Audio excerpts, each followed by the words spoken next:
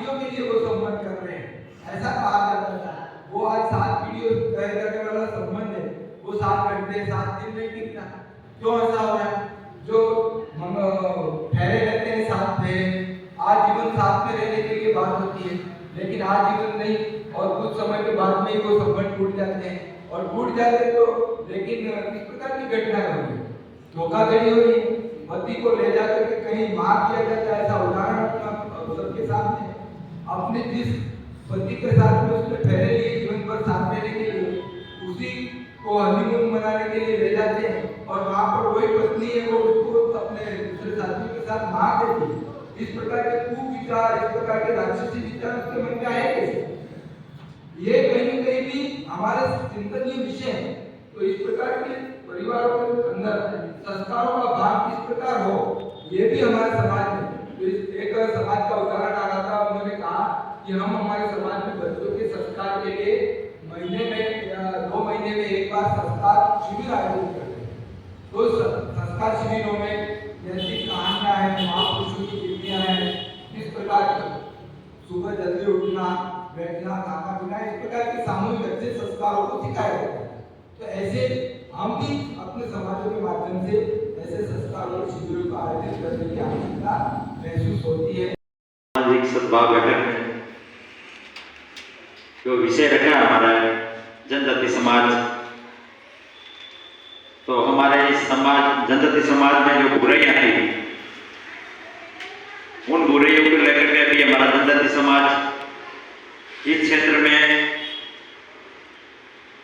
उन कुरीतियों को दूर करने के लिए समिति गठित की गई है हमारे तहसील स्तर पे, पंचायती स्तर पे और गांव स्तर पे। जो भी कुरीतियां हमारे जनजाति समाज में, उसको हम दूर करने का पूरा प्रयास कर रहे हैं, और उसका अच्छा हमको परिणाम मिल रहा है। धन्यवाद।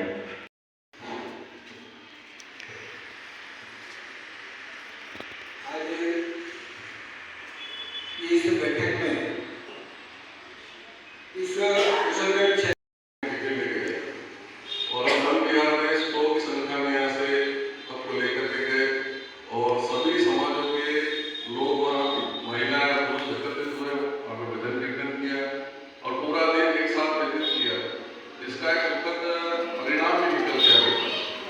हमारी सद्भावना का सबसे बड़ा उदाहरण नहीं हो सकता। व्यक्ति से उनका नाम न लेकर के 2 व्यक्तियों के बीच विवाद हुआ, और जब मेरे पास ये विषय आया तो हमने चर्चा की, और मैंने कहा हम तो उस दिन साथ में थे और इतना अच्छा अपना कार्यक्रम रहा, और उनका वैसा आपका बात है कि ऐसा करना चाहिए। तो आप विश्वास मानेंगे उस यात्रा का परिणाम रहा कि वो सब वापिस से वो साथ हुए और मैटर को हमने बहुत शांतिपूर्वक निपटाया। इसी प्रयास में हमने प्रयास किया कि ये कावड़ यात्रा हम नगर से निकालते हैं। उसमें नन्हे बालक और सभी महिलाएं, पुरुष हर साल सम्मिलित होते हैं, विभिन्न अलग अलग समुदायों से, समाज से गुजरते हैं, और वो भी हमारा एक बहुत बड़ा कार्यक्रम होता है। की संख्या इसी करने में प्रयास किया, तो हमने देखा कि हर बार छोटे स्तर पर कन्या पूजन का कार्यक्रम नगर होता है। हमने एक समिति प्रयास करके और 1000 कन्याओं को वैसा मेन चौराहे पे माता जी के प्रांगण में आयोजन रखा। उसमें सभी कन्याओं को सामाजिक सद्भाव बहुत बताया। हमने इस प्रकार से उसको इंट्रोड्यूस भी किया, और सभी समाजों के लोगों से बढ़ चढ़ के हिस्सा लिया। सामाजिक सद्भाव को और आगे बढ़ाते हुए नगर के लोगों ने पिछले 2 वर्ष से तय किया कि हर बार एक सोची समझी रणनीति के तहत हो रहा है, पता नहीं इसमें ज़्यादा जानकारी रखते हैं, लेकिन हर बार दीपावली 2-2 हो जाती है, होली 2-2 हो जाती है। तो हमने दीपावली पर भी जैन समाज के लोग हों, एससी समाज से आते हैं, एसटी समाज से आते हैं, सभी समाजों के लोगों को एकत्रित करके और एक दिन हम त्योहार मनाएंगे, ऐसा निर्णय किया।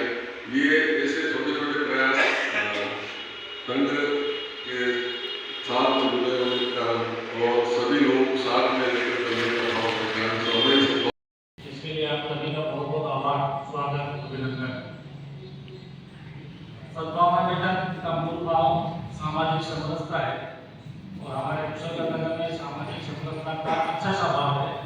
ऐसा मैं नहीं है जितने लोग हैं सारे भी कहते हैं। ऐसे अनेक कार्यक्रम यहाँ हुए हैं। राम जन्मभूमि मंदिर प्राण प्रतिष्ठा का ऐतिहासिक कार्यक्रम, शायद मैंने 50 साल की उम्र में इतनी सारी महिलाओं को एक साथ जुलूस में आकर पहले कभी नहीं देखा। लगभग 3 से 4 हजार महिला और पूरा जुलूस 5-7 हजार लोगों का ऐतिहासिक भोजन, ऐतिहासिक कार्यक्रम प्रतिदिन शोभा यात्रा। उसके बाद अभी वैदिक धर्म को लेकर के यज्ञवा वो भी एकदम से ऐतिहासिक समाज के प्रत्येक बंधु में अपना तन मन ग्रहण किया। अभी कन्या पूजन का कार्यक्रम हुआ, 1000 कन्याएं सभी समाजों की, और ये प्रयास रहता है हमारे कि हम लगातार नवरात्रि के दिनों में उन कन्याओं को हमारे घर में भोजन कराते रहते। ये मैं अकेला नहीं रहता, ये जितने लोग बैठे सारे लोग करते हैं। केवल कहते नहीं है कि ऐसे सारे काम हमारे मुसलमान में हो रहे हैं, चाहे वो कावड़ यात्रा हो, चाहे वो अन्य प्रकार के समाजों का कार्यक्रम, जहाँ जहाँ जिस को आवाज लगाई जाती है, एक मंच पर हम सब लोग जाकर बैठे। रही बात जाति बिरादरी की, तो वर्ण व्यवस्था का बिगड़ा हुआ वो जाति बिरादरी का आया। वर्ण में कर्म के आधार पर था और उसके बाद में जाकर के जाति के रूप में खड़ा हो गया। लेकिन मानव शरीर जो हमारा है बंधु, वही चारों वर्णों का पूरा एक उदाहरण है। और वह जब किसी से भेदभाव नहीं करता तो समाज में रहने वाले किसी व्यक्ति को कोई हक नहीं है कि वो किसी के साथ भेदभाव करे।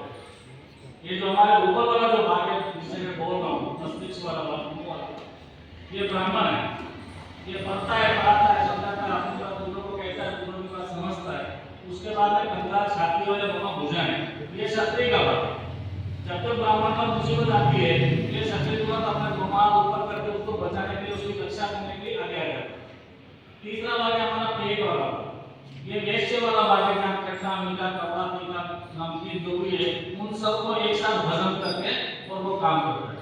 उसके नीचे का जो भाग है हमारा लेकर के मलक भाग से लेकर के नीचे पंजन तक का, ये शूद्र का है। न ये कभी गड़बड़ करता, शूद्र का भाग जो हमारा है वो कहने के मैं वैश्य ब्राह्मण और क्षत्रिय तुम तीनों की सेवा क्यों करूं, तो आप कल्पना करो माना प्राप्त होते हैं कोमा में या सीधा बेड में जाता है। ब्राह्मण पर मुसीबत आए और क्षत्रिय मना करते हैं मैं नहीं दूंगा, तो सारे के सारे दान 12 साल में मिलेंगे। वैश्य वाला बात कहते हैं मैं क्यों तुम्हारी पसंद को हजम करूं, तो कल्पना नहीं की जा सकती। ये सामाजिक सफलता का हमारा पूरा शरीर है। और हमारे यहाँ काफी सारी कुरीतियां रही है, उन कुरीतियों को समय समय दूर किया जाए। अभी मोटी मोटी परेशानियों में तो सबसे तो शादी का बताया, भी हमारा रमेश ने बताया, कमलेश ने बताया। तो जो बड़ी समाज है ये एक बार अगुआ होकर के अपने काम को शुरू करें तो उनका आंदोलन दूसरे करते है ना। तो जो बड़ा है समाज का, जो मुख्य समाज है हमारे मुसलमान में सबसे बड़ी समाज है जैन समाज। चाहे वो सुल्तान पूरा समाज है, ये जिस दिशा में रहता है उधर काफी सारे लोग उनका आंदोलन करते हैं ना। बीजेपी प्रकृति नगर में शुरू की तो धीरे धीरे गांव तक पहुंच गई। कहते हैं कि हवा गांव तक पहुंचती है।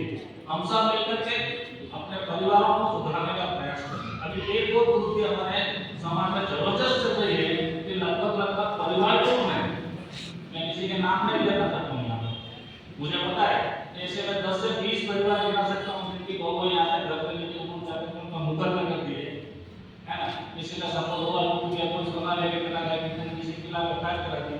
ये इन सब का मूल है हमारी जो कौटुंबिक व्यवस्था है, उस व्यवस्था को हम धीरे धीरे भूलते जाते हैं। तो कौटुंबिक व्यवस्था में हम एक समय मिल बैठ करके, चाहे वो सुबह का समय हो चाहे वो शाम का समय हो, एक साथ भोजन और भजन करें। ऐसे कोई परिवार में क्यों है जो नियमित रूप से शाम के समय सामूहिक भोजन करते हैं और भोजन के पश्चात 15 से 20 मिनट लगातार हनुमान चालीसा है, राम नाम है, ऐसा अभ्यास होता है। ये मुझे भी बैठे हमारे सामने पिछले 20 सालों से लगातार उनके परिवारों में चल रहा है। और सबसे बड़ा परिवार है कुटुंब प्रबंधन का उदाहरण, 5 भाइयों का परिवार, सारे के सारे लोग एक छत के नीचे रहते हैं, एक टूटा लोग के पास सबका भोजन। जब ये 5 हमारे चारों वाला एक साथ रहते हैं तो हम परिवार में तो नहीं रह सकते। सबसे हमारी समस्या आ रही है कि हम बोलना बंद कर दें। तो शाम के समय एक साथ बैठे हैं, सुख दुख की बात करें, किसी के मतलब जो पीड़ा है तो गुस्सा नियंत्रण करें, ये क्यों नाराज हो रहा है, इसके पीछे का कारण क्या है। तो इन सब चीजों के लिए हम कुटुंब प्रबंधन में जो हमारी गति की है, प्रत्येक